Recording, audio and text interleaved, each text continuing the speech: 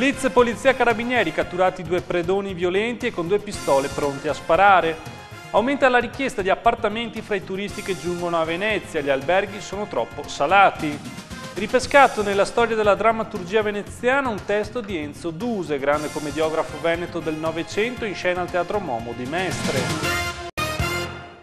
Ben ritrovati dalla redazione del TG di Televenezia. Erano predoni con all'attivo oltre 70 furti nelle abitazioni, 2 albanesi che hanno spaventato un intero rione domenica a Chirignago sparando durante una rissa. 3 colpi di pistola sono stati arrestati durante un blitz di polizia e carabinieri, degno di un film d'azione. Vediamo.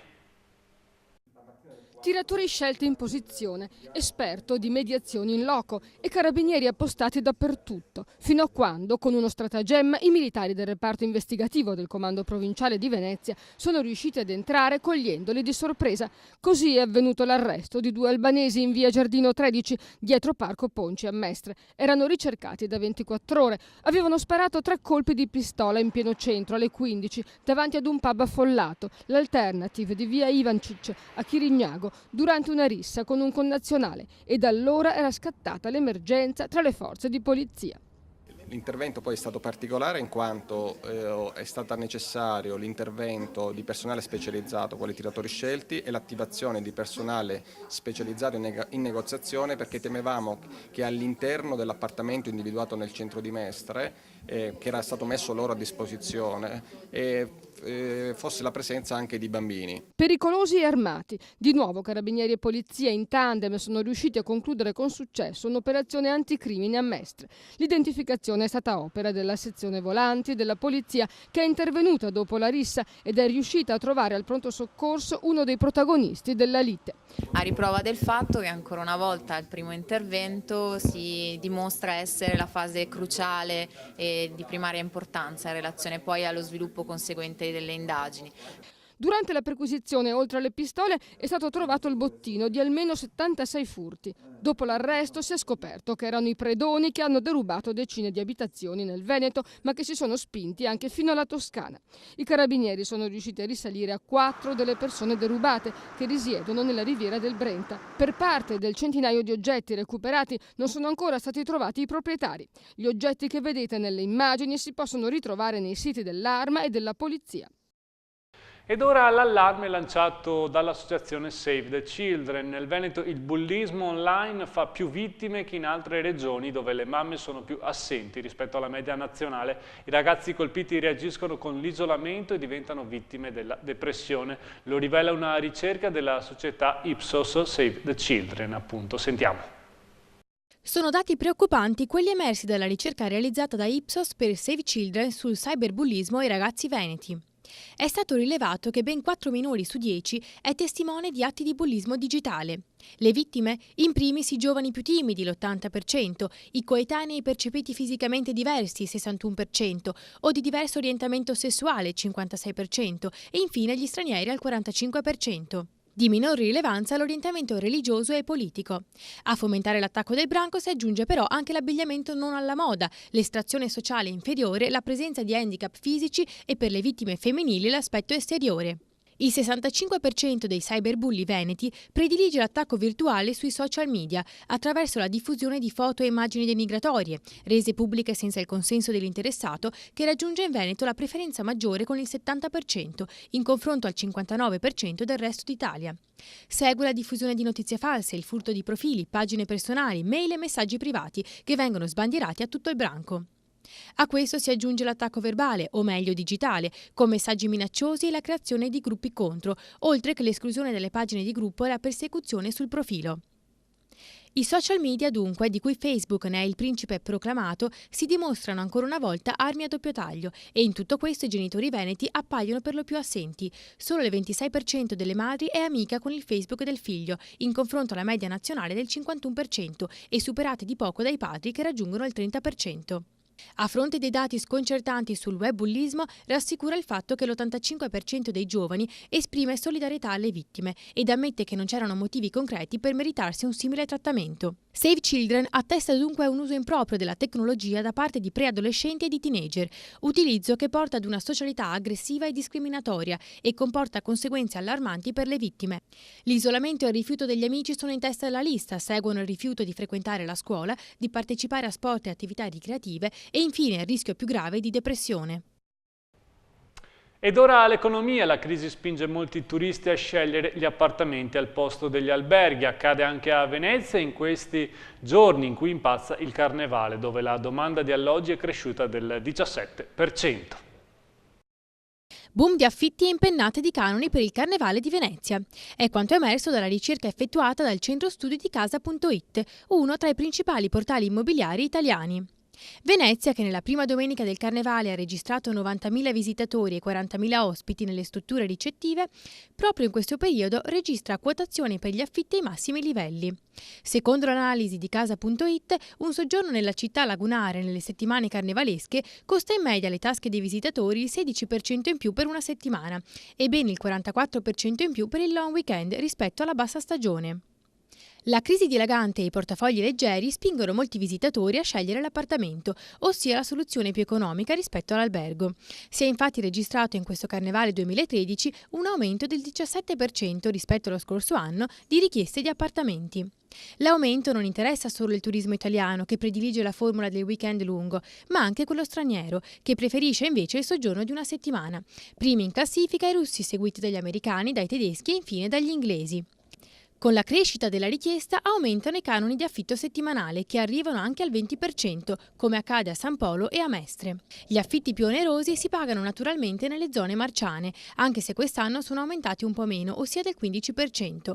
Un affitto in zona San Marco per una settimana costa in media 1.150 euro rispetto ai 1.000 della bassa stagione e il long weekend si aggira sui 900 contro i 700, con un rialzo del 29%. Basta spostarsi di qualche centinaio di metri nella zona di Rialto per risparmiare più di 100 euro.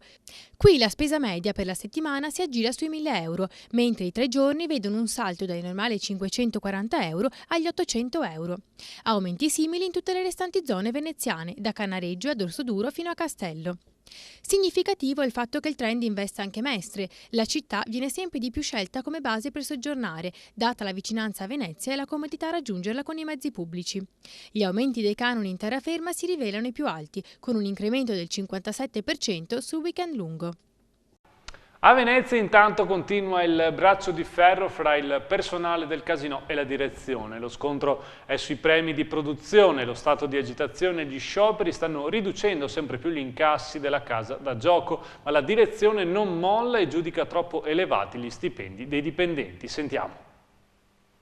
Il casinò di Venezia continua a perdere incassi. Il braccio di ferro tra il personale della casa da gioco e l'amministratore delegato Vittorio Ravà è costato in 2 settimane 500.000 euro, il ricavo equivalente a 2 domeniche durante le quali il personale delle slot machine ha incrociato le braccia. L'avvertenza riguarda il premio collegato agli incassi delle slot del 2012. Ravà ha deciso di non erogarlo perché non sono stati raggiunti gli obiettivi. Il premio si sarebbe aggirato sui 15.000 euro lordi. Ravà insiste, come aveva già fatto in passato l'ex sindaco di Venezia Massimo Cacciari. Gli stipendi dei lavoratori del casinò sono equiparabili a posizioni dirigenziali con orario part-time, perché mediamente un lavoratore slot ha guadagnato nel 2012 89.000 euro. Stipendi dunque troppo elevati per l'azienda, che non riesce a fornire al comune la quota che per anni la gallina dalle uova d'oro ha garantito a Caffarsetti. E ora la tensione è aumentata e le lame sono state affilate. L'ultima arma è stata usata domenica con lo sciopero a sorpresa che ha esasperato molti clienti già reduci dalla protesta della domenica precedente. Ma sotto i colpi di questo ennesimo attacco la D del casinò continua a resistere e annuncia che finché ci sarà lo stato di agitazione e gli scioperi collegati, l'azienda non tratterà con i sindacati. Per chi invece cerca disperatamente un lavoro, la Regione ha aperto gli sportelli per ricevere le domande di giovani e donne con idee e coraggio per avviare un'attività imprenditoriale. Fornirà loro i primi finanziamenti. Sono ufficialmente aperti gli sportelli della Regione per la presentazione delle domande per partecipare al bando sull'imprenditoria giovanile e femminile. Il bando è rivolto alle PMI, piccole e medie imprese, nate in Veneto a partire dal luglio 2011 e, condizione sine qua non, che abbiano una prevalenza di partecipazione giovanile o femminile. I fondi stanziati dal bando, per chi ne farà richiesta, prevedono agevolazioni a fondo perduto per coprire al massimo il 50% delle spese dichiarate, fino a 75.000 euro, e si inseriscono all'interno delle politiche di sostegno alla promozione e allo sviluppo dell'imprenditorialità veneta. Più giovani, più donne, più imprese. A questo punta il programma regionale per la promozione dell'imprenditoria messo a punto dall'assessore regionale all'economia Maria Luisa Coppola. I fondi stanziati per il bando ammontano a 10 milioni di euro, divisi a metà tra le PMI a maggior partecipazione giovanile e quelle a maggior partecipazione femminile, e mirano a fornire aiuti concreti agli investimenti per l'avvio di nuove imprese in Veneto. E ora l'intervista al manager di una società padovana in espansione che sta aprendo filiale e cerca personale. Ha messo a punto una mappa tridimensionale di Venezia e Padova ed in questi giorni di Carnevale è disponibile pure una mappa degli eventi in programma. Accanto a me c'è Michele Moro, è un dottore, è un responsabile marketing di una società particolare, si chiama la 2GIS The City Expert. È una società che ha messo in piedi una mappa come ce ne sono tante, ma questa ha anche qualche novità in più che adesso lui ci racconterà, ma soprattutto è una società emergente che ha già assunto 70 persone nel Padovano e che sta cercando ancora persone perché vuole aprire filiali.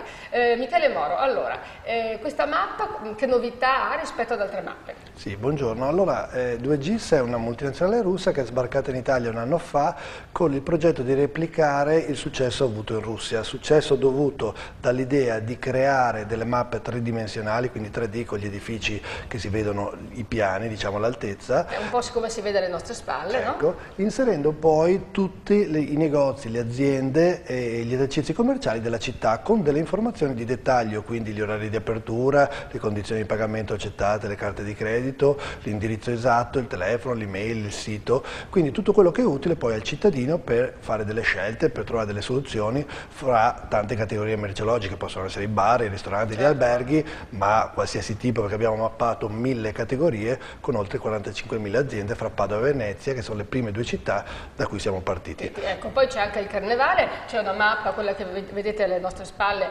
riguarda Venezia e riguarda i principali avvenimenti che sono segnalati nella mappa con rimandi, rinvii ai siti internet di questi avvenimenti, quindi una mappa dettagliata anche per il Carnevale. Sì, questa è un'idea che abbiamo aggiunto al progetto italiano, cioè quello di geolocalizzare oltre che le aziende gli eventi, perché sappiamo che le persone usano gli strumenti informatici quando trovano soluzioni ai problemi. Trovare un evento a cui andare la sera, magari il principale, tipo il Carnevale di Venezia, sappiamo essere conosciuto in tutto il mondo, abbiamo iniziato proprio come primo evento geolocalizzando il Carnevale. Teniamo presente che 2GIS ha oltre 14 milioni di utenti in Russia, di cui sappiamo 1 milione di turisti che viene ogni anno in Italia. Venezia è la perla delle città italiane e quindi contiamo di far usare il nostro programma anche nella città veneziana come a Padova, e per cui avere delle persone che poi entrano nei negozi e speriamo comprando, visto i tempi di crisi. Voi vi offrite anche come ponte, diciamo, per i piccoli imprenditori, per gli imprenditori veneti, per la Russia, no?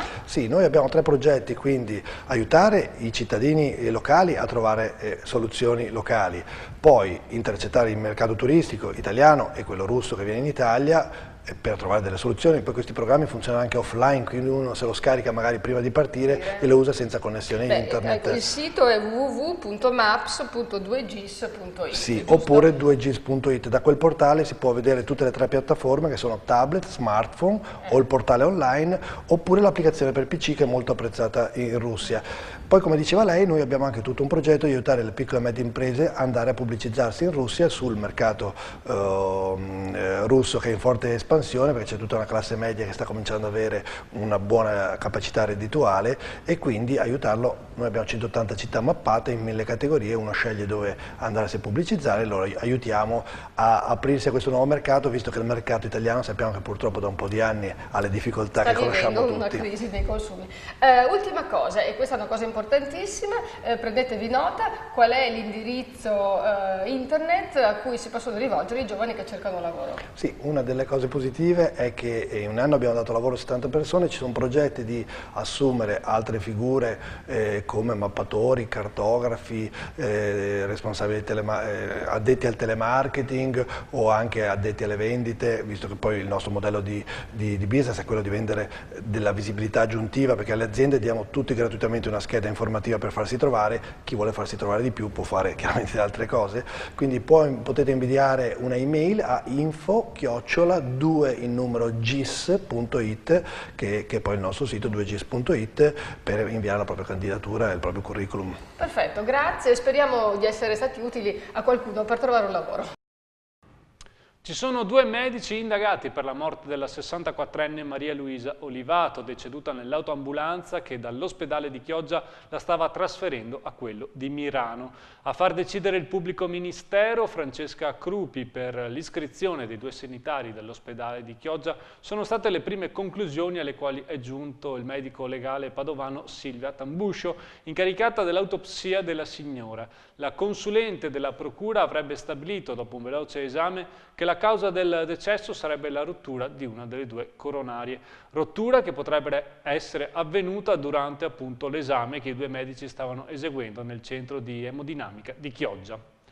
Ed il pubblico ministero di Venezia, Stefano Ancillotto, voleva farlo finire in carcere, ma il giudice delle indagini preliminari, Roberta Marchiori, ha firmato l'obbligo di dimora a Cavarzere per il carabiniere di 43 anni Nicola Marcato, in servizio fino a qualche mese fa presso la stazione dell'Arma di Piove di Sacco. È accusato di corruzione aggravata. A corromperlo 2 uomini di Campolongo, il 37enne Paolo Mosco e il 30enne Alessandro Borino. A condurre le indagini i carabinieri di Chioggia, i quali sospettano che i 2, anche loro colpiti da un'ordinanza con l'obbligo di dimora, appartengano alla banda della Riviera del Brenta che fa saltare i bancomat con il gas per rubare il denaro delle banche.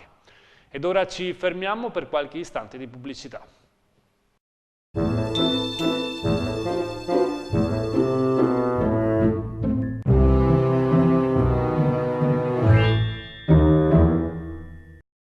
Festeggiamo i 100 punti vendita! Ali e Aliper festeggiano i 100 punti vendita con il grande concorso Vinci e Parti. In palio 100 splendide crociere MSC per 2 persone nelle isole greche e oltre 655.000 euro in buoni spesa da 5,25 euro. Con Ali e Aliper, vinci e parti in crociera fino al 20 febbraio.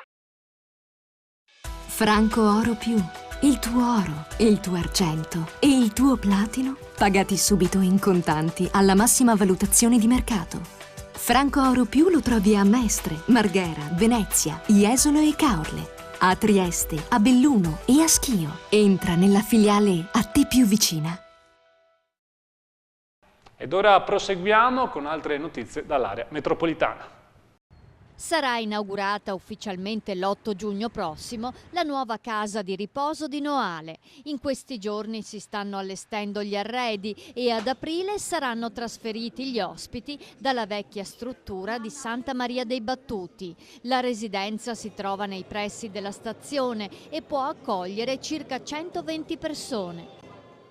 Torna la truffa dello specchietto nei parcheggi pubblici di Mira, Pianiga e Dolo. 5 in pochi giorni i casi di automobilisti che non si sono fatti intimidire dal distinto signore che sosteneva di essere stato danneggiato. Invece di sganciargli 100 euro hanno chiamato i carabinieri.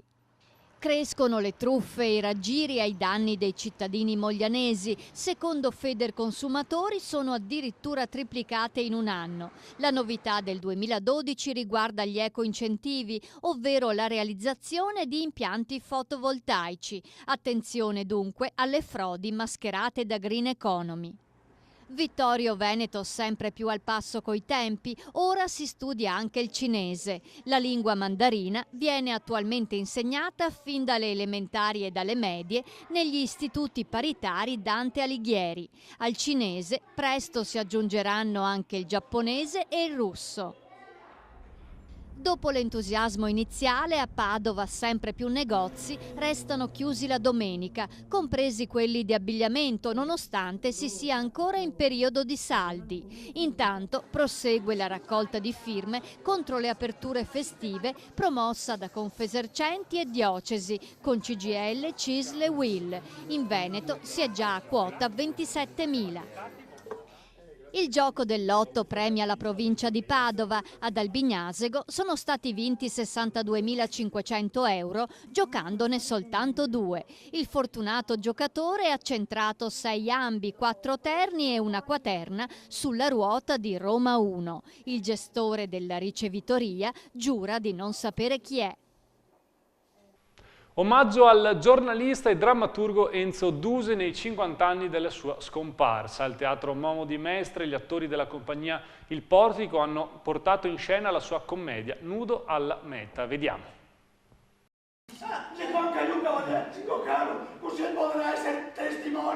Più che la trama, una dimenticanza scambiata per furbizia, è la lingua che intrattiene e diverte.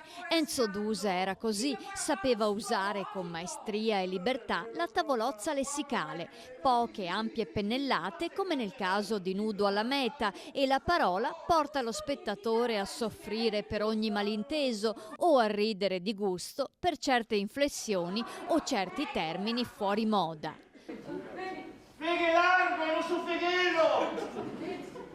Nudo alla meta, commedia in 3 atti, scritta nel 1952, è stata scelta dalla compagnia Il Portico Teatro Club di Milano per far conoscere un autore prolifico e brillante, eppure poco rappresentato. Enzo Duse, nato a Villadose in provincia di Rovigo nel 1901, ma ben presto trasferitosi a Venezia, è stato anche giornalista e critico per il Gazzettino e ci ha lasciato ben 39 testi teatrali, molti dei quali in dialetto. Ho fatto un sproposito. La borsa. La borsa di skate. Sparia! Sono assassinato!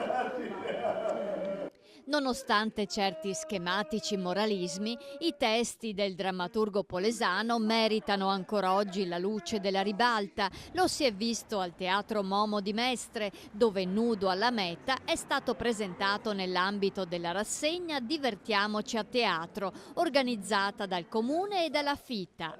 Lo spettacolo ha riempito la platea, ma soprattutto ha appassionato il pubblico alla vicenda del povero Gervasio Cristofoletti, che si fa rubare una busta con 10 milioni non suoi. Hai vissuto l'effetto del shock! Hai giocato! Stiamo facendo confusione! Duse ci mostra il lato migliore dell'uomo, senza tuttavia peccare di ingenuità. Proprio quest'anno ricorrono i 50 anni della sua scomparsa, avvenuta al Lido di Venezia nel luglio del 1963. C'è da augurarsi che alla spassosa regia di Gabriele Ferrarese ne seguano altre, doveroso omaggio a questo elegante letterato. I compiti a scuola te li scomissiavi. Era una bella giornata di primavera. Mi invece li scomissiavo, c'era una volta una cassaforte. Brava! C'era una volta, ma adesso non la rese più.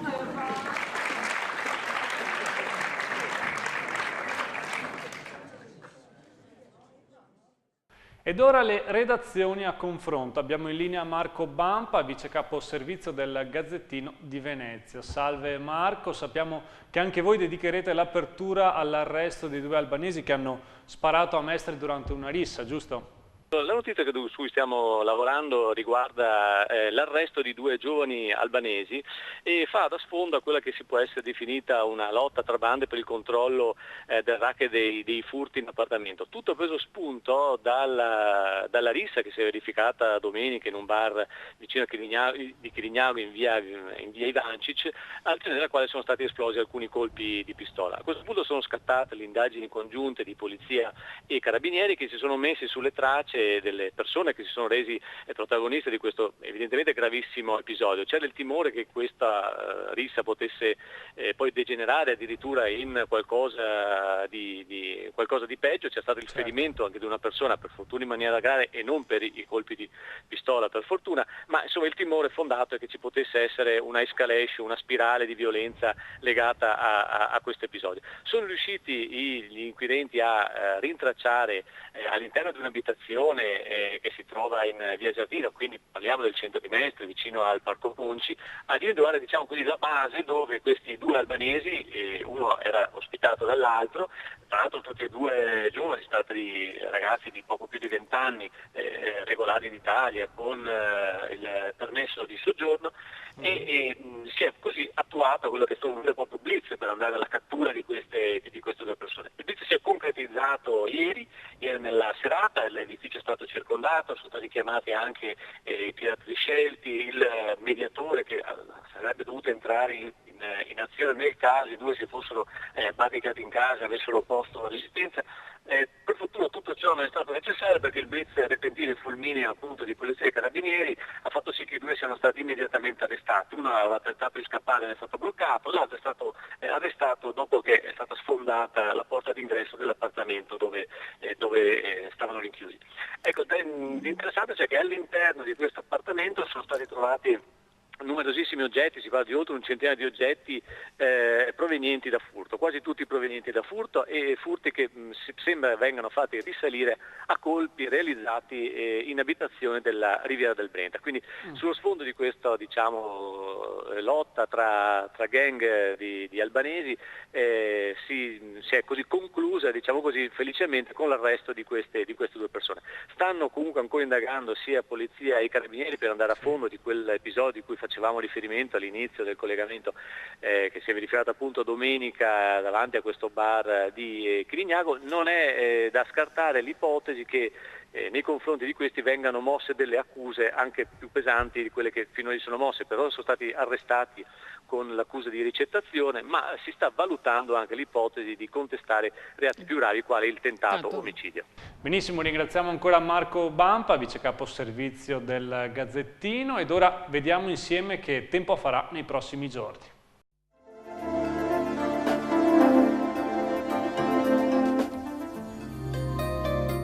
Cielo coperto con qualche schiarita, aria fredda da nord e temperature in calo. Mercoledì 6 febbraio, tempo variabile, nel pomeriggio possibile qualche piovasco, minime e massime un po' più alte, comprese fra 3 e 9 gradi, mare poco mosso. Giovedì 7 febbraio, cielo coperto, possibile qualche breve pioggia, temperature un po' più basse, mare poco mosso. Venerdì 8 febbraio, cielo soleggiato e livelli termici in diminuzione, sotto zero di notte. Sabato 9 febbraio, variabile, possibile qualche fiocco di neve, valori stazionari.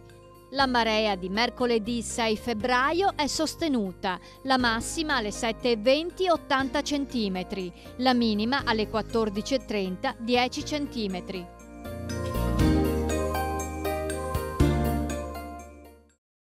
Salutiamo i 500.000 amici che ogni giorno seguono il nostro TG, vi diamo appuntamento alle edizioni delle 6:30, 7:30 e per l'informazione serale 19, 20:30 e 23. Arrivederci dalla redazione del TG di Televenezia.